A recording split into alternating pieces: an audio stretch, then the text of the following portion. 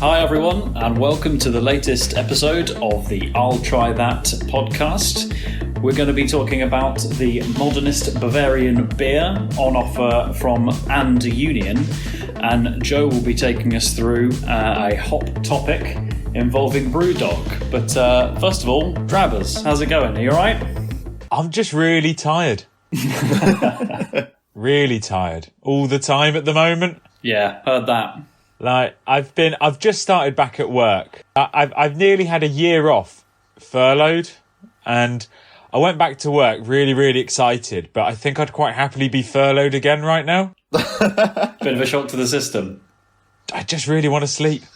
But it's interesting though, because although you were furloughed, you were still, you'd kind of got yourself some kind of part-time jobs. You'd kind of picked yourself up some volunteer work as well, hadn't you? So it wasn't like you were kind of just fully, not like kind of lazy bones about it. You were very active, but are you saying like it's a different step up now you've gone back into work full time? Yeah, like you're just going back in and you just got to think. I forgot how much I thought all the time. Like people just like, you're just cruising like on your days off and stuff like that and in furlough and everything. But the amount I have to think, I didn't realise how much thinking I did. And just being outside in the fresh air all the time as well just makes you tired. I know what you're saying about the fresh air. That always gets me. Having very much an office or at home office job right now. You sat indoors, but anytime you get any time outside, either walking around or exercising, I just get exhausted just from that kind of outside fresh air, and sunshine as well drains you as well, doesn't it? Oh, especially being by the sea as well. Have you guys had the virus? No, I haven't, thankfully. Touch wood. Yeah, luckily, I think I avoided it. Oh, nice. I think I've got a bit of the long COVID or COVID long thing. Just every now and then, you just, I can't face it. That could be anything. I'm going to make myself a cup of tea. I just can't. Well, you'll everything leave me alone.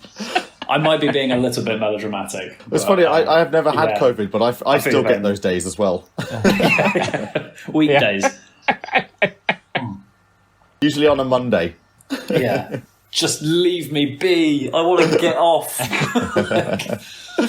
But given you've got you've had your COVID, so it just kind of wiped you out, did it, for like a few days, or was it a couple of weeks? Like, what was the time frame we were talking about? I was about 10 days. Do you know what? I was really pleased I never got the loss of sense of smell or taste, because I love my food.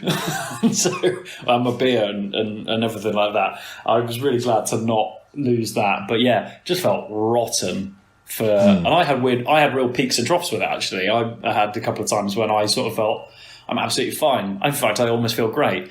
And then there's I remember having dinner one night and I was almost like bowing my head, just go, I feel so rough. Lethargy and just like you've been hit by a car. Well, it knocked you for six by the sound of things. Completely knocked you for six. Just body was just wiped out. So Drabs, you're going to complain a little bit less now about going back to work and feeling a bit weepy, a bit tired? I feel probably. I probably should stop complaining. I should just be happy that I have a job, and that it's quite and I do quite enjoy it. I'll stop moaning now. No, it's not exactly brain surgery, is it?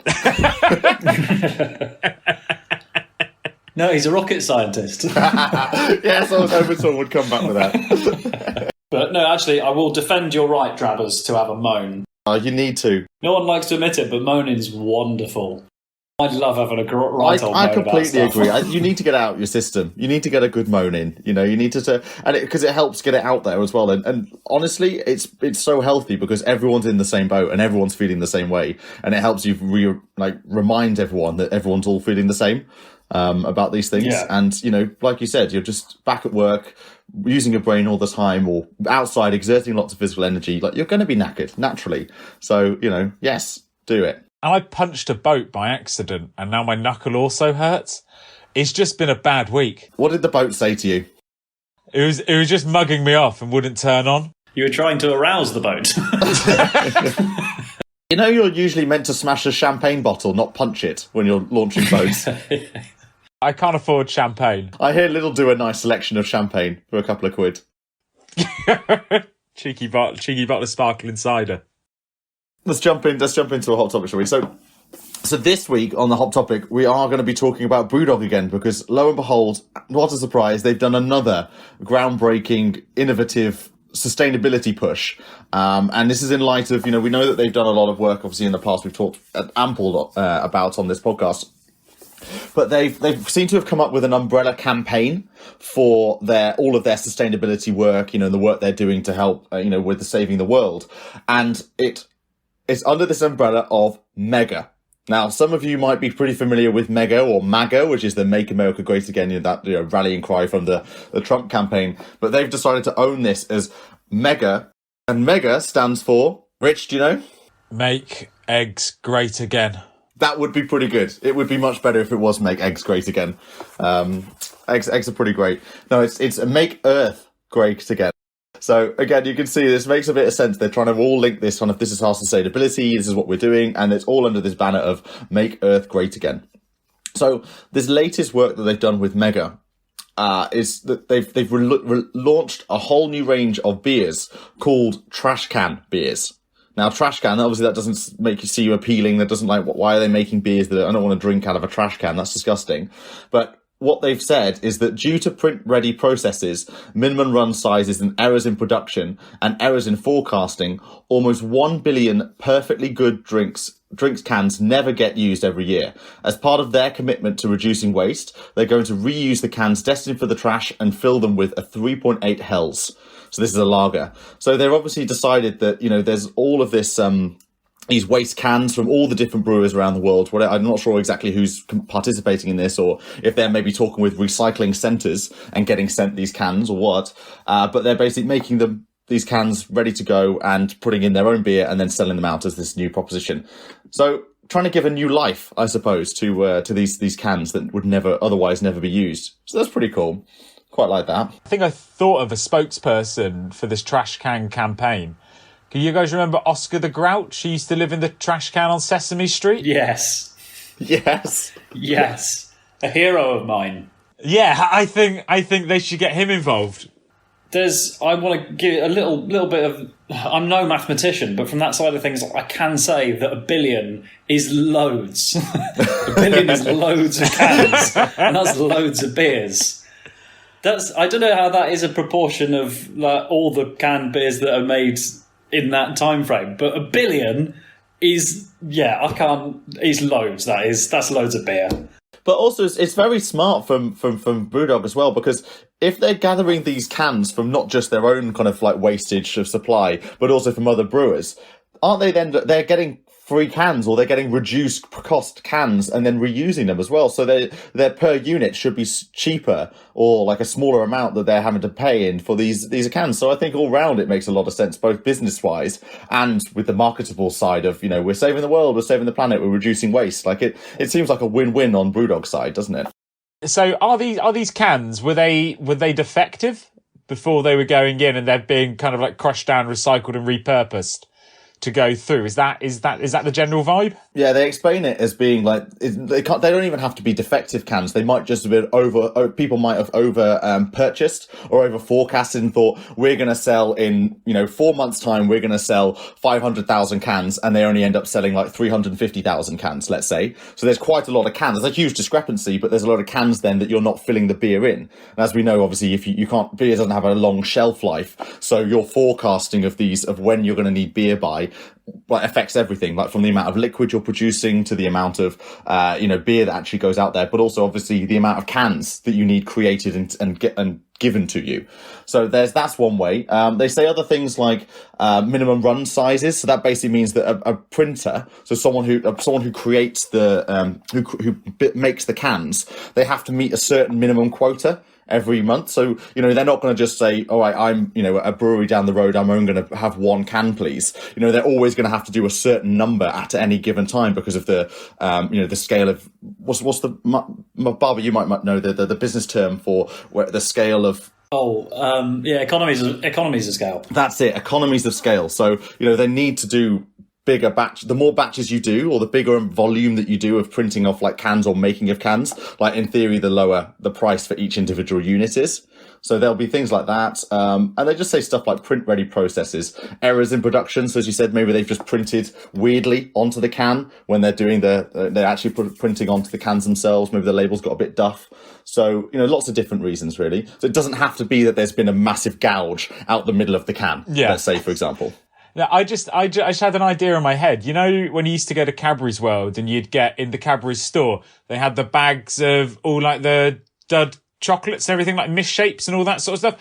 I would be more than happy to buy a crate of beer of misshaped cans for a discount price. I think that would be a really good selling point, like a double can connected, like 2 cans sealed together or something like that. I'm down for that as an option for cheaper beer. And if BrewDog's going to do that, So they're also saying, obviously going on to it, that they're not going to be creating like secondary cartons. You get 4 packs, 6 packs, 8 packs, whatever. These cans will just come as they are, like in your order that you would buy from BrewDog. What they've also done is they've supported this kind of mega campaign. They've created a mega game. So this is a game that you can use on the website or on your phone. And it's called the Megabot, the Carbon Killer Needs You. And basically, what they say with the description, can you help the BrewDog Megabot bring down the bad guys? Designed to be played with a beer in hand, simply tap to remove CO2, plant trees and save water to make Earth great again. Remember, every tap counts. We'll award monthly prizes to the world's top winners. Some of the awards that you can win for playing this Megabot game is that you can first prize. Well, let me run these past you. Okay, what do you think of as the 5th place prize? You can get a vegan meal for 2. Nice. Okay, we're gonna go up. These prizes should get better as we go up the tiers. Okay. I want to know what's the vegan meal for 2 is solid prize, but I'm keen to know where we go from here. Right, fourth place. You get 12 pack of the Punk IPAs. Yeah, decent. I'm in. That's good. It's better than the vegan meal. You'd have thought pound value lower than the meal, but I'd go for it. Yeah. Yeah, but I think maybe who you're talking to, I definitely would put the beer at maybe a higher value than the vegan meal. Yeah.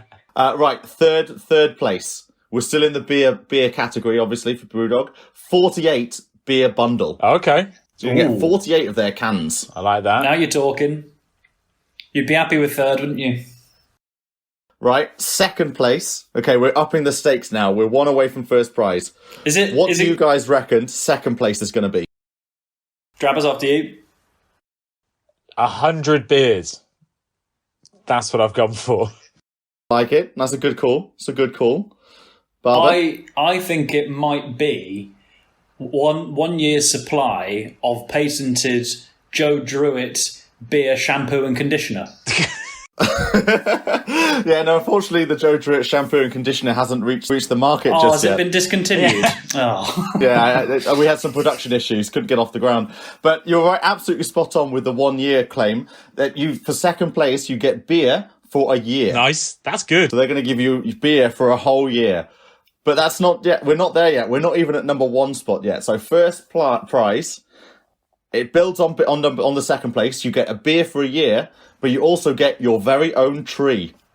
Wow. You could... Cool. A tree. Yeah. A tree.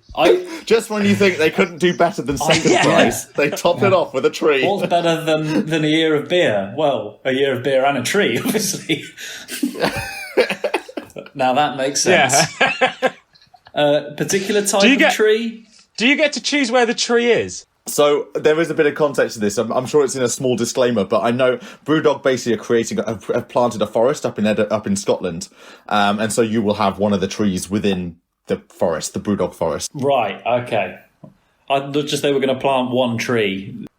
So if I wanted to go and visit my tree, I'd really struggle to find it in the forest they're planting. Maybe I don't know. They might have I have. There's a company that have done a similar thing.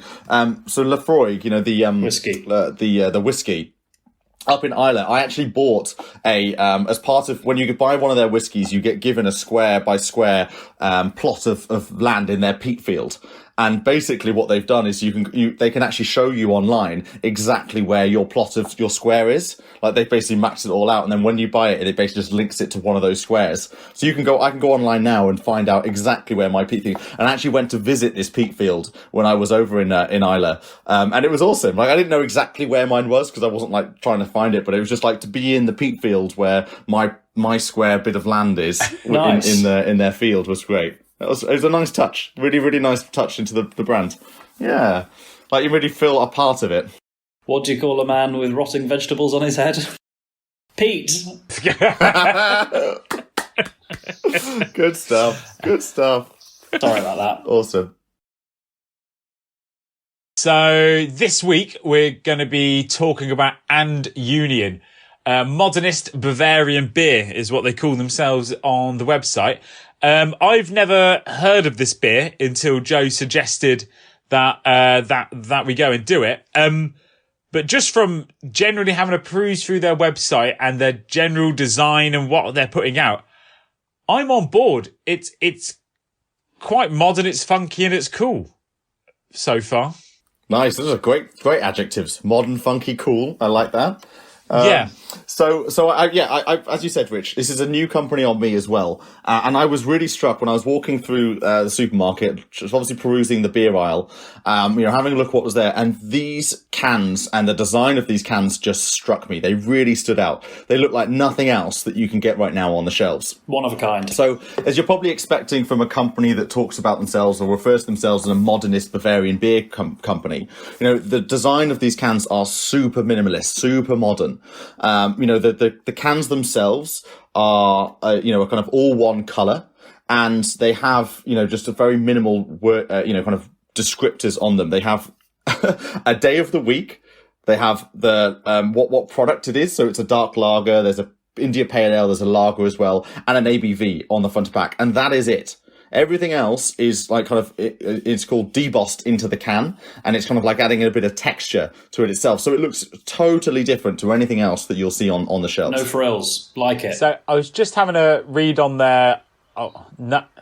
So I was just having a read on their website, just reading about the cans, the design, everything. It goes, crafted and packaged to appeal to modern, global, contemporary palate and lifestyle, which I can say it does. Yeah, I like it. The Thursday that I've got here looks like the opening credits to a Christopher Nolan film. That's going to resonate with people. All those Christopher Nolan fans. So, Babs, maybe you tell us a bit more about the general about the portfolio. Like, what you just said about Thursday. Is that like one of their beers? Or? Thursday is one of the three I managed to pick up from the supermarket the other day. Yeah, so this is what I wanted to have a look at a little bit more and find out from them. Is I think it's a suggestion a little bit of a beer to have on a given day of the week. Notably missing is Monday. Which I think we've got a couple of question marks about why that is. And nobody likes Mondays. But then Tuesday they go in with sort of a nice baby blue coloured wheat beer, which is alcohol free. Wednesday is the bright, vibrant yellow wheat beer that's about I think it's about 5% somewhere here. And then moving on into the week, you've got Thursday, which I'm enjoying at the moment, which is the dark lager. Actually, I'm glad I poured it out into a glass because, it is really dark. And that's definitely worth a try. And they've got some really interesting pairings of some foods that they suggest with that. And then Friday, you've got an IPA, Saturday's a lager, and Sunday's a pale. So you're covering all the bases.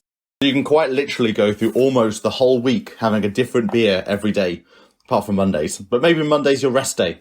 On Monday, you rest. It's not the 8th day of the week, but yeah. Reading a little bit more about them and why they're set up. So as you kind of said, Rich, before, that they're a Bavarian, German company, and actually set up in Munich.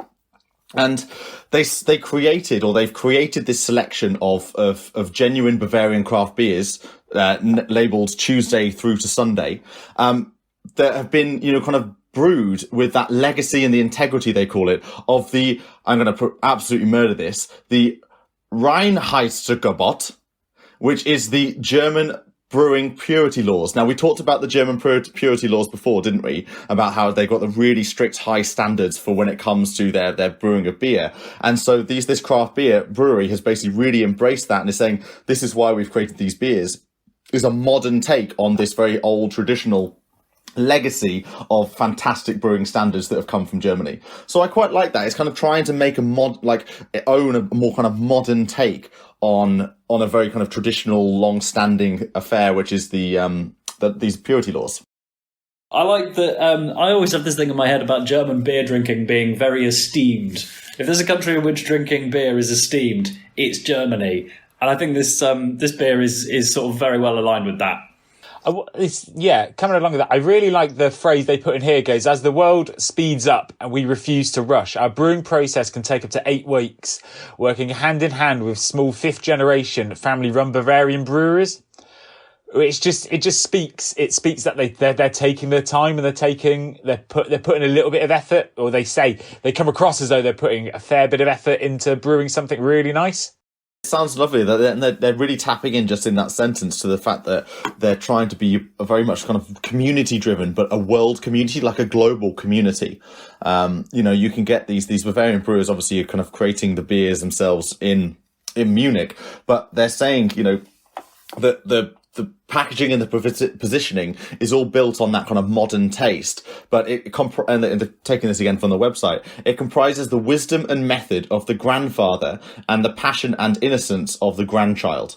So they're saying it's everything from the local Bavarian farmers to London's boutique hotels and clubs, encompassing generations from the proverbial organic farm to a sophisticated and refined drinking experience. So they really are, like, even on their website, really trying to play in this, we're from Bavaria, but England, London, we very much have a place in England. So I don't know whether or not this is a company that's you can only find maybe in Munich and Germany and in the UK as well. If this is like the two markets they've really decided that they want to own, or maybe this is a company that only sells in the UK, that they come from Munich and they just decided that they want to just sell this beer in the UK. But I quite like the fact that they've really pulled out on this kind of like it's English or like London's boutique hotels and clubs. It's quite a nice kind of touch, actually. I think what I'm quite enjoying as well is it feels very steeped in history, the way they're going back and the way they're relating back to their forefathers before them and the brewing processes, and that they've been doing this for a while. But we've done a lot of modern breweries quite recently, and they're going on about all their newfangled techniques, and they're coming up with all of these crazy concoctions and stuff like that. But this seems to be sticking to something traditional and just trying to do it the old way, I suppose would be the way to say. Not mucking about with the liquid, not throwing in, kumquat and turnips and stuff like that, just making proper nice beer. A good contrast as well, isn't it? If they say this is how we know how to do beer, we know what we're doing here, but to spice things up a bit, the way it looks and you see it on the shelf, we're going super modern with, but we are keeping it old school in actually brewing the stuff. So let's talk a bit about the liquid. So, Barbara, I know you and I have both had a taste of the Thursday dark lager. What's your first impression? When I saw dark lager, my mind I immediately thought it was going to be like an amber lager, but no, it's dark, really dark, unfiltered dark lager. And actually, last time I was on, we did Brooklyn, and I'd say it sort of takes it on a little bit further. And I think there was meant to be sort of really malty kind of flavors in there, and this is Thursday is doing that and packing a bit of a punch. I had a look. I'm afraid the things that go on in my mouth, I often don't know the words for. However, so as a result, I went to have a little look at some of the tasting notes on here, and there's one word that got me really excited. Well, she says, here's what you should be tasting, and to be honest, yeah, it makes a lot of sense. Toasted malt, dark berry, caramelized orange peel, interestingly, which, to be honest, I wouldn't know what that would taste like normally, but apparently it's in the beer. But on the palate, you should be able to get a bit of umami. Ooh, umami. Is that the beans? Isn't that the karate that Ross from Friends did? I believe that was unagi. Are you, esteemed gentlemen, familiar with umami? I have no clue. What's umami? The foggiest idea what umami is. I have no idea what umami is. It's so I have this explained to me. So it's like the other taste, the other flavor that you can taste. So not sweet, not sour, not bitter. Umami, I've understood as being you often get it with Asian food.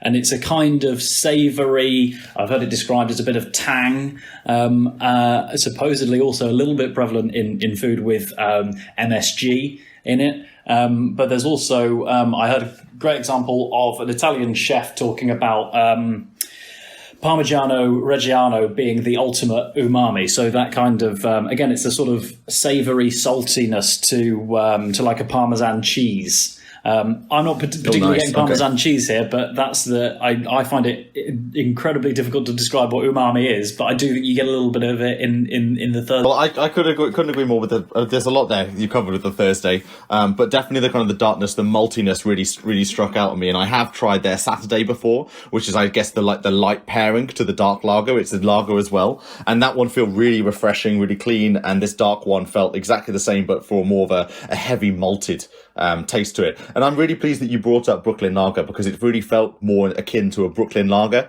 in that it's got that more full bodied, it's got a lot of flavour to it. And that kind of like aromas, and it almost felt like a bit chocolatey, even though it's not even close to the porters, the stouts of the world. It definitely is a through and through like just a nice rich kind of warm chocolatey lager. So very much like that Thursday, and whereas the Saturday, as I said, is a contrast to that. It's the clean, it's the crisp, it's the lager, and it's definitely like a crafted lager rather than like kind of a more kind of mainstream, more kind of big brewery lager. It's, kind of what you kind of get with those kind of quite like American style, like light lagers. This is definitely a, kind of Camden Town lager, like more like a Hell's style lager, where it's got quite a lot of flavour to it, but it feels really crisp and clean at the same time. So I've just popped open, Rich, you might be having the same one as me, the Friday. Have you got that one on the go at the moment? Yes, so I've been swinging the Friday the whole way through this recording, and I'll be honest with you, boys, I wasn't quite ready to drink beer today. I wasn't feeling 100%, and I was going into this slightly dubiously, thinking I wasn't going to enjoy anything that we tried, especially this being the strongest one I think they do, which is a 6.5%. So I was a bit worried, but I've got to say, I've been pleasantly surprised at how nice and how easygoing it's been to drink.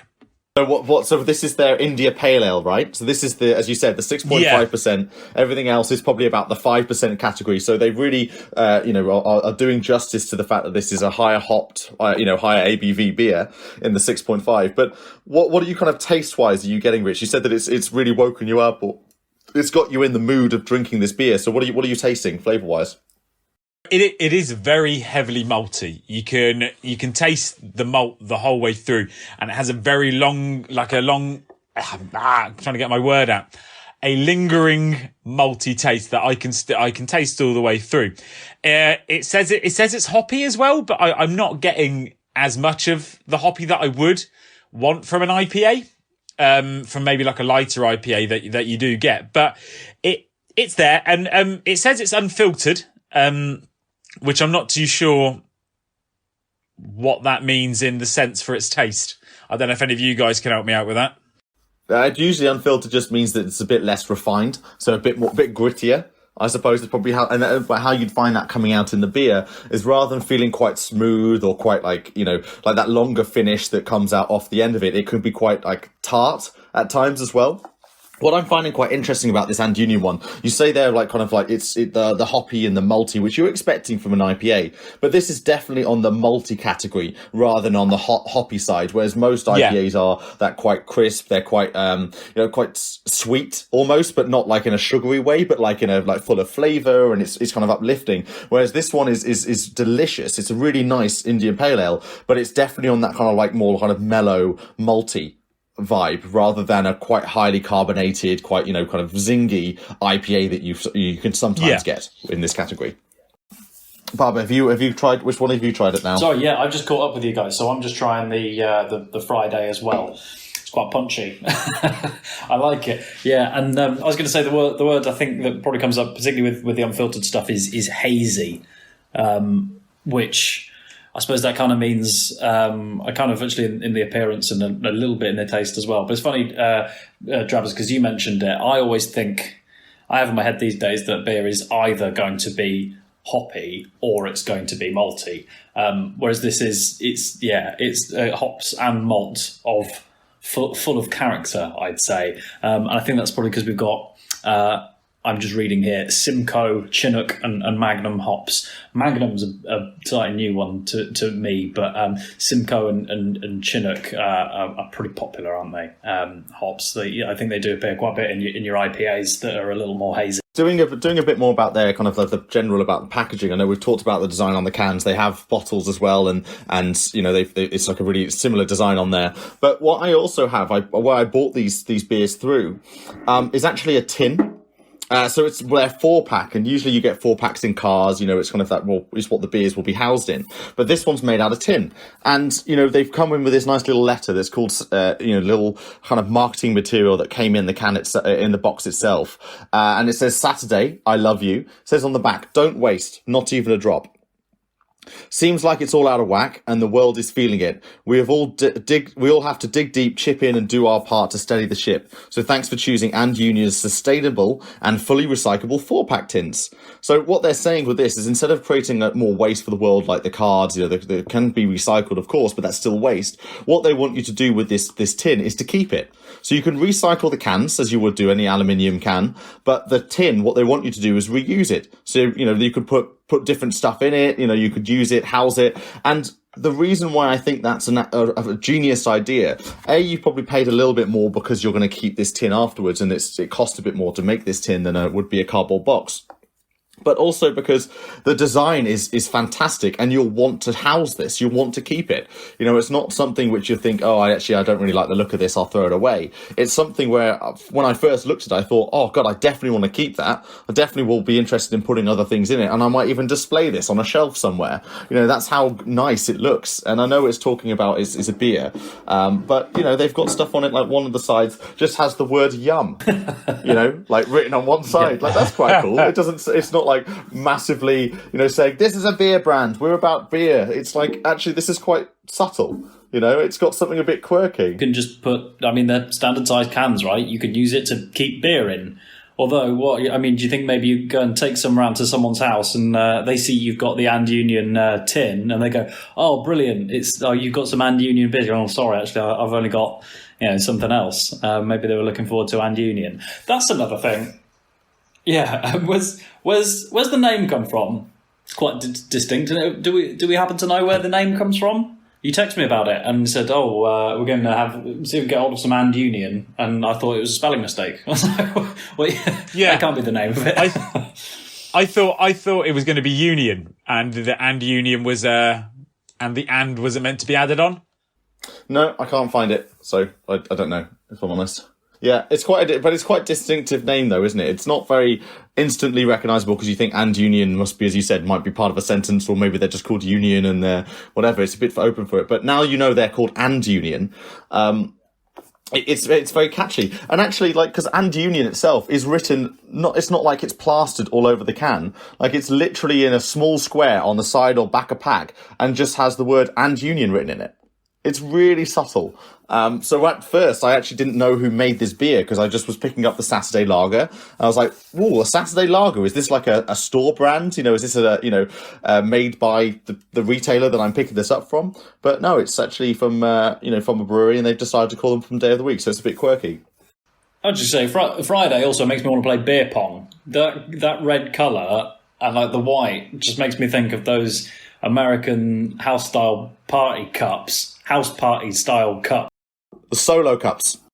Yeah, no, it does. It's a really vibrant, bright red, with the contrast of the black and the white. So, kind of wrapping up on And Union.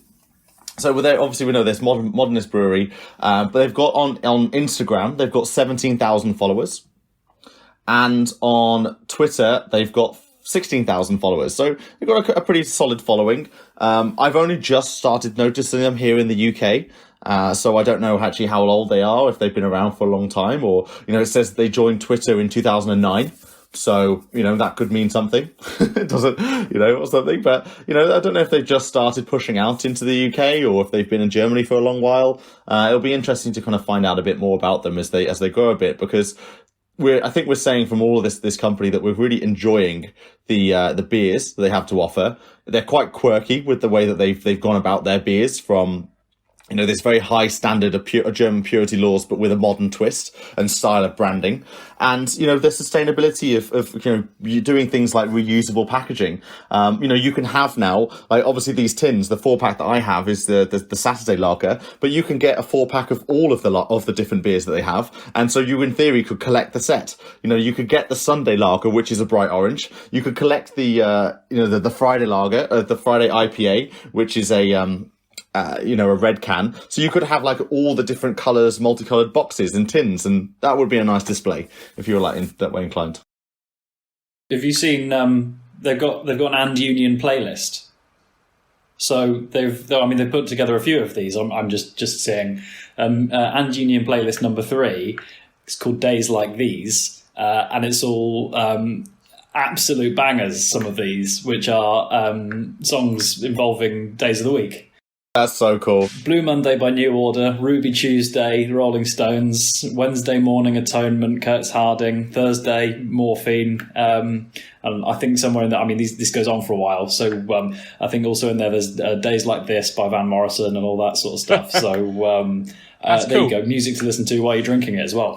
Yeah, really leaning into their beer names. I liked it a lot. Jabs, you want to say anything to wrap up And Union? I was just going to say, when you were going on about collecting all of the tins, it's a bit like collecting Pokemon, but for adults. And that's all we have time for this week's episode of the I'll Try That podcast. And so from me, Joe, Rich, and Simo, goodbye. And don't forget to follow us on Instagram, Twitter, and watch us on YouTube. Goodbye now. Always drink responsibly, and if you or anyone else needs some help, go to drinkaware.co.uk for more information.